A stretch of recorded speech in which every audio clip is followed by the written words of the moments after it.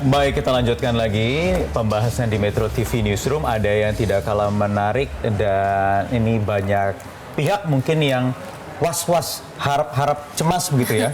Kalau bahasa gaulnya sekarang, karena harap-harap cemas, Presiden dalam waktu dekat ini akan, kita tidak tahu kapan, tapi akan mungkin membentuk Desember. Ya, yang pasti Dewan Pengawas KPK sesuai dengan amanat revisi Undang-Undang KPK yang baru, di mana ini menuai perdebatan. Karena kemarin Presiden baru mengeluarkan statement bahwa ya ini bukan statementnya Presiden, tetapi memang sesuai dengan undang-undang. Itu untuk mengisi. Presiden yang memilih seleksi Dewas. tim sel. Ya, tapi ini menurut saya ada suatu hal yang baru ya. Itu prerogatif. Ya. Lalu kemudian ini soal kepercayaan pada Presiden. Tapi yang lebih penting untuk saya, ini adalah benteng terakhir bagi seorang Presiden Jokowi untuk memperlihatkan komitmen dia untuk menuntaskan atau memberantas korupsi. Ketika kemarin RUU itu disahkan, kan orang berharap akan ada Perpu. Tetapi kemudian termasuk problem tentang pengawasan Dewan Pengawas. Sekarang itu semua ada di tangan Presiden. Menurut saya Presiden, ini akan menjadi menentukan, ini jendela untuk melihat hati dan komitmen Presiden Jokowi untuk apakah betul-betul serius untuk melakukan yang menjadi pertanyaannya korupsi. Siapa yang akan mengisi Dewan Pengawas ini? Apakah orang yang berintegritas atau orang-orang yang dekat dengan Presiden? Rara, bayangkan ketika kita berdebat soal calon pemimpin KPK itu harus yang suci, bersih, tanpa celah. Itu pimpinannya, apalagi pengawasnya. Kan analoginya kira-kira seperti itu. Ideal, jadi idealnya. Manusia setengah dewa. Tetapi lagi-lagi benar tadi apa yang dikatakan Bang Don, ini seperti ujian Presiden yang sesungguhnya, Bang. Betul. Karena memang ini benar-benar hak prerogatif, subjektivitas Presiden, atau ada pengaruh-pengaruh dari selera lingkaran terdekat Presiden. Ya, ini kali ini kan mestinya akan terhindar dari pengaruh politik, akan terhindar dari tekanan politik. Jadi betul-betul hak prerogatif seorang Presiden.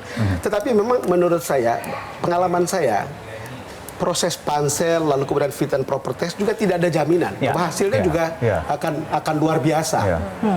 Pada akhirnya ketika lewat situ juga ada problem karena kemudian ini ditunjuk dengan muatan-muatan politik. Jadi political appointee, dan itu kemudian kita lihat ada sejumlah komisi yang kemudian kita lihat, oh kok cuma segini. Kira-kira begitu. Nah, kita sekarang bisa membandingkan apakah seorang Presiden Jokowi bisa keluar dari situasi seperti ini dengan menghasilkan Dewas yang betul-betul independen. Karena yang orang khawatirkan adalah Dewas ini bisa disuruh atau bisa dipesan. Nah, apa yang terjadi ketika dikaitkan dengan kewenangan yang juga akan dimiliki oleh Dewan Pengawas ini, antara lain adalah memberikan izin untuk penyadapan, penyitaan gitu. Ini ia saya tidak membayangkan kinerja dari seperti apa pengaruhnya gitu terhadap proses di dalam KPK-nya sendiri ketika mereka harus mengeluarkan izin, mereka harus meminta izin terlebih dahulu begitu ya. Tapi diharapkan memang siapapun orang-orang yang terpilih ini bisa dipertanggungjawabkan. Dan kita berharap bahwa kerja KPK lebih baik dari yang ada sekarang. Presiden juga harus meyakinkan publik bahwa orang-orang yang dipilih di Dewan Pengawas ini tidak ada sama sekali konflik of interest, apalagi dengan fungsi pengawas ataupun Dewan Pengawas KPK yang tadi Mbak Kania katakan yang sangat begitu luas dan vital perannya di KPK. Bang Don, apa yang terjadi ketika Denwas ini nanti setelah dipilih satu ketua dan 4 anggota total 5 ini ternyata tidak memuaskan publik kebanyakan. Paling tidak kita mendengar ada 2 nama kan yang disebut-sebut. Yang paling kentara dalam kehidupan nyata itu kan adalah berapa yang mereka izinkan, berapa yang tidak diizinkan untuk salah satunya untuk penyadapan satu. Kedua, orang juga akan melihat dengan jelas seperti apa hasil pengawasan mereka terhadap perilaku anggota atau komisioner KPK. Karena sekarang kan ada problem dengan komisioner yang ada kan, itu kan kemarin waktu tes fit and proper test itu kan banyak sekali karena katanya ini dari kepolisian, mestinya bukan dari kepolisian, kan itu kan pro kontranya kan banyak, dan itu menurut saya ini betul-betul menjadi taruhan bagi seorang Presiden Jokowi, benteng terakhir untuk mengatakan bahwa hatinya itu ada pada pemberantasan korupsi. Nah, bicara mengenai kan ada 2 nama tuh. Ada 2 nama yang bisa disebutkan. Ada misalnya boleh kita sebutkan di sini nama-namanya, tapi kemudian juga sudah dikatakan satu sudah dibantah sendiri secara langsung. Dua-duanya sebenarnya sudah membantah. 2 nama yang disebut itu saya bisa duga kan ada sebut nama Ahok kan, ada nama Antasari. Dua-duanya nggak memenuhi syarat karena sudah dihukum. Tercela ya. Orang-orang tidak punya celah. Jadi makanya saya pikir kalau orang menyebut walaupun konteksnya bukan kasus yang berkaitan dengan pidana korupsi.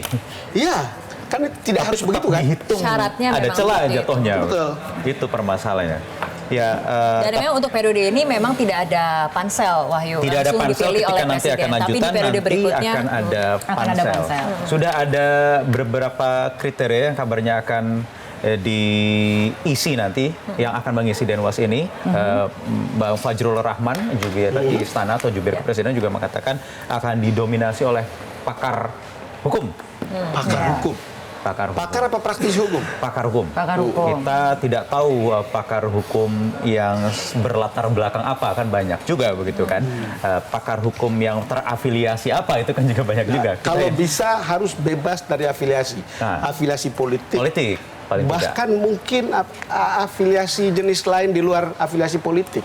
Cuman kita mencari seperti ini seperti apa? Karena kita khawatir akan ada konflik of interest kan. Iya. Dan kalau misalnya kita lihat kembali syarat Dewan Pengawas KPK, warga negara Indonesia memiliki integritas moral dan keteladanan, tidak pernah dipidana penjara, bukan anggota atau pengurus partai politik, berusia minimal 55 tahun dan pendidikan dalam kasus minimal pidana S1. apapun ya, tidak hanya spesifik korupsi kan. Ya. Ada tambahannya makanya pertanyaannya kan ya, percaya sama presiden nggak? Ya, untuk urusan ini. Apakah presiden bisa meyakinkan publik? Itu pertanyaan berikutnya. Iya, betul sekali. Kita tunggu nama-nama ini. Paling tidak percaya sampai nama-nama tersebut keluar. Begitu keluar, kita bisa evaluasi apakah cukup terang benderang komitmen presiden untuk memberantas korupsi termasuk lewat Dewas ini.